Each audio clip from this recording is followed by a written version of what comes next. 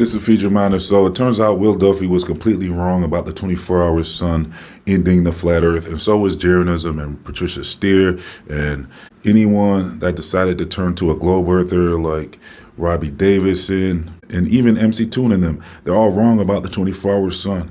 But the thing is, this information I'm about to share with you would even prove the people that thought the 24-hour sun was faked wrong as well, because it turns out that for the flat earth model to work properly and with the toroidal field and everything to work properly, you're gonna have to have a 24-hour sun in Antarctica. So here's the information I'm about to share with you. So I came across this information 8 months ago, but I never clicked on the video.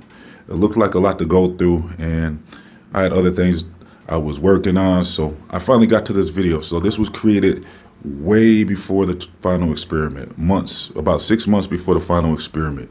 And the individual in the video is an expert on this information, and he is challenging anyone to prove him wrong. So if anyone wants to take him up on the offer, I'm going to leave a link in the comment section and description box, and go ahead and have an interview with him and try to debunk him. So that goes out to Will Duffy, Jeranism, or even Wits It Gets It, or anyone who wants to interview this guy. I say that everyone should get all the information out of this guy because it's very important.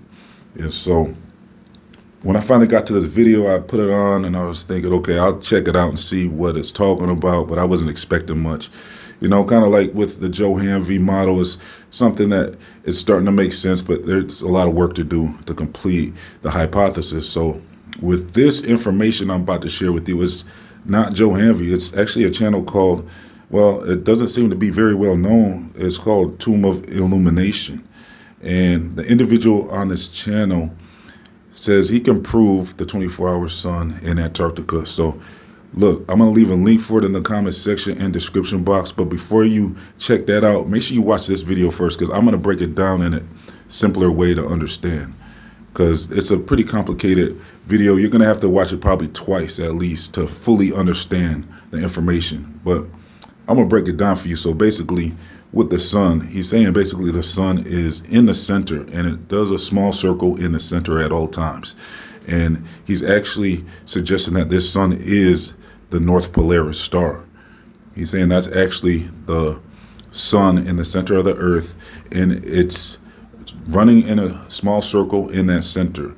And so what it does is it reflects. So the sun that we're seeing in the sky on any given day is actually an apparent sun. That is an image of the actual sun in the center. But that's not all, you see. So why would the 24-hour sun rotate in the opposite direction as in the north? Well, that's very easily explainable, because according to this research, the toroidal field is broken into two halves.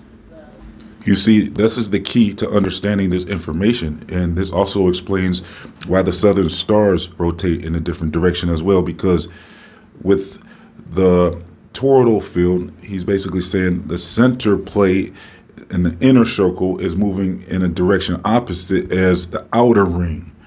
So the outer ring rotates in the opposite direction, and this creates that toroidal energy.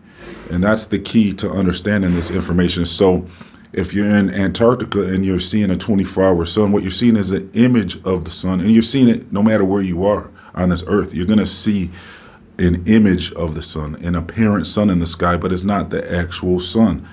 So at all points around the dome, you're going to see this apparent sun in the sky, this reflective image. So just like in a mirror, you see things backwards, right? So with the dome and its reflective properties, you're going to see the opposite of what you would expect, because it's a mirrored image of what's actually going on in the center, so the north center. And so the sun has an elevation which is highest in the north, and then it's just at its lowest point on the outer ring. And so we have come across more information now that it's looking like planes actually have a altitude limit when they're in the Antarctic area, which would prove that the dome is lowered around the outer ring. And also there's an encyclopedia that talks about this with the height of the dome. Also, when you see rainbows, it looks like there's a higher arch when you're in a normal part of the earth, but when you get to the Antarctic area, the word is that they're finding out that the rainbows are actually shallow and a low arch. So this also goes to what we're saying. So no matter where you are, you're going to see a sun, but it's just that when you're on the outer ring, the toroidal energy is behaving differently than if you're in the center part of the earth. So it's not clear exactly where this two ring separates, but it looks like it's around the equator or something, where you'll have this switch over to the southern pole. See, some people didn't realize there is a southern pole for the flat earth, which would be the outer ring. And the energy is rotating different from what's going on in the interior part of the earth. So this is the electromagnetic energy that you're getting with the toroidal field. And so this information actually completely shuts down the idea that a 24-hour sun destroys the flat earth. And we're going to have to really analyze this information and get a model, because this guy actually has a model. He has a working model for this. And with more people joining in on this information, I think we can get an actual model that we could present and really start to understand and digest this information to the point where we can fully understand what's going on with the sun. But the key was with the sun being in the center, with the sun being that Polaris star. And then when we're going about our day, we're seeing an apparent sun. And this information I covered years before as well, when I showed you that video with that Freemason, and he was explaining the secrets of this earth from what they have been trying to keep from the world, the information they wanted to keep to themselves. He was describing a black sun in the center.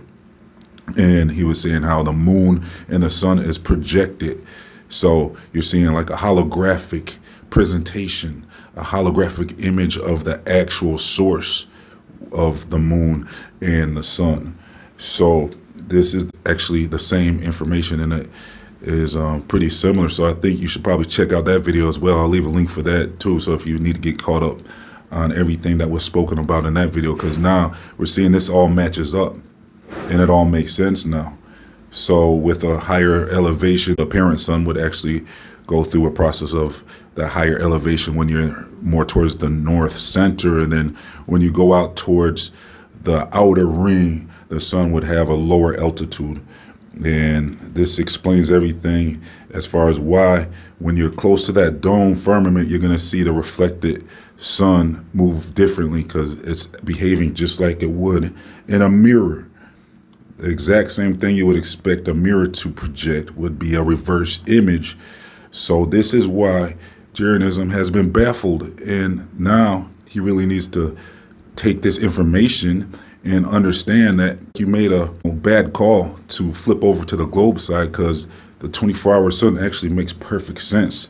So like I said, I'm gonna leave a link to this video in the comment section and description box, and I suggest everybody share this video with every flat earther you know. Let's get 1,000 likes on this video at least, to make sure everyone sees this video, because it's very important. And then we're gonna have to take it from there and start building on this information and getting more of our experts on this information to fully understand it, so we can explain it to the world and show people that the 24-hour sun actually does make sense on the flat earth. And so this is about it for today. Like I said, I'm gonna leave links for you in the comment section and description box, so you can check out the full presentation. It's like a 30-minute presentation, and maybe watch it a couple times. And then I also leave a video for the other explanation that goes with this one, and watch them both and start to understand what's really going on this earth. So yeah, that's about it. Let's get those likes up. Welcome to the Tomb of Illumination, where everything's concerning the physics of our flat earth. Okay, the only site in the world that explains the whole phenomenon of the workings of the flat earth system. Now, the site's shadow banned, so it's up to you guys to get the information out, because I've explained how the sun works over our flat earth, how we get the 24-hour sun each year, twice in the Antarctic and the Arctic for 24 hours, does not go below the horizon. And there's a lot of chatter online at the moment, something that's called the final experiment, because it's just a big joke. I've explained the whole system and they're just ignoring me. It's just the way it is. They shadow ban all my information. They know I've got the truth, so they don't want anyone to see it. So it's up to you people to get out and share it. So I'm going to go over it with a bit more detail today. How and why the flat earth gets a sun 24 hours around the Antarctic and the Arctic. Okay? So this is one pole and this is the other pole in there. No, sorry. That is one pole. Is the same pole that's in there. The opposite pole is here. They are both the South Poles, Capricorn and Cancer. That's North Pole and this is North Pole. We'll get into that. The mirrored effect, okay? In the north, the sun moves around the black hole centre. Right in the centre above the Arctic, the sun, the actual pure plasma sun that we do not see up in here, outside of our realm, turns a small circle around the black hole centre of the gurgler, the vortex. Just as we see Polaris doing at night. Because Polaris is the sun. It's the nighttime rare image of the sun. The sun projects its rays this way. We see the sun, Polaris, rotating up above. Only at night. And the sun's facing the other direction. So, in the north, the sun moves around the black hole. This is mirrored in the south. Everything is mirrored from the northern hemisphere out to the south. We're going to get into that. Therefore, the sun is on the opposite side of the hole at all times. You get the sun here mirrored out all around here. So the magnetic field is strong out here, like they say, it's strong at the poles, strong out here, and it's strong in there. It's just part of the dual system, the split cell, the tropical gap split. Only the toroidal field of the flat earth system with its split cell design can replicate a two-star rotation, and that is a parabolic southern image that is mirrored from the flat northern hemisphere, night sky, star rotation. This experiment has been done and proves it all. Just understanding what a parabolic concave mirror can do is enough evidence. Okay, so come up here. Any knowledgeable astronomer knows the northern hemisphere sky is flat. We also know the southern sky curves down. 13,000 feet at 85 degrees south. Americana Encyclopedia, 1958. They know the sky dips down. This is the southern hemisphere sky, dipping down. Nobody can get out here. Man cannot leave this perceived physical realm of ours. You can't get up, you can't get out. You can only go so high. Okay? So 13,000 feet. The planes probably started hitting it or something. Planes crashed up down there, out there. Okay? Now realise Earth's face is like a clock. The sun we see is only the clock hand, not the real sun at the centre turning around the black hole. Not the mechanism that moves the clock arm. Okay? So the sun we see is just projected out from the centre. That explains everything. Time doesn't change from there to there. But don't consider it as one full picture. You've got to imagine, you've got to understand there's two. You've got the projection of the north sun coming out to the Tropic of Cancer. You have a projection of the sun coming out of the south to the Tropic of Capricorn. There is two systems. There is two suns. This is why we get a 24-hour sun in the south. I'm about to explain it all. But first, let's go back to the book of physics. Pomegranate represents the sun in the southern hemisphere at that time of the year, all the way around the south. It's infinite light at a particular time. December, fully illuminated, 24-hour sun, does not go below the horizon. Okay, the pomegranates representing the sun, because every man only sees one image of the sun, doesn't he? In his arc of horizon. He doesn't see light, well, it's daylight all the way around there, but he'll only see one image because it's due to his pupils. And he has one brain, one set of eyes. The southern hemisphere revolves around the centre northern hemisphere over 24 hours. This northern hemisphere sends out a mirrored reflection into the south. Okay? The south is the rotor. The centre north is the stator. Understanding what the sun is doing over the earth. That company that Globebusters had, they even showed all this scientifically, how the sun does this over the year. Up and in for the northern hemisphere summer, down and out for the southern summer. Because the sun is only an image, and it follows the flexing of the magnetic field of the earth. Because it's all about electromagnetism, or magnetic induction, or just plain magnetism. All starts with magnetism, and the magnetic induction is created because of the tropical split here. The southern hemisphere or the northern hemisphere, which is not correct analogy. It's a strong force and a weak force. Strong force, weak force. Strong force, weak force.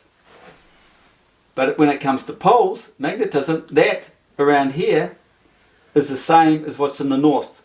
Check out an earlier video I did. I described it all, why I explained all that. Why these two are the same. And these two here, either side of the tropics, are the same. That's the southern pole, south poles and north poles. We make all the energy within this gap here. Okay? And what's created in this gap is magnified from what's created right back at creation. The centre.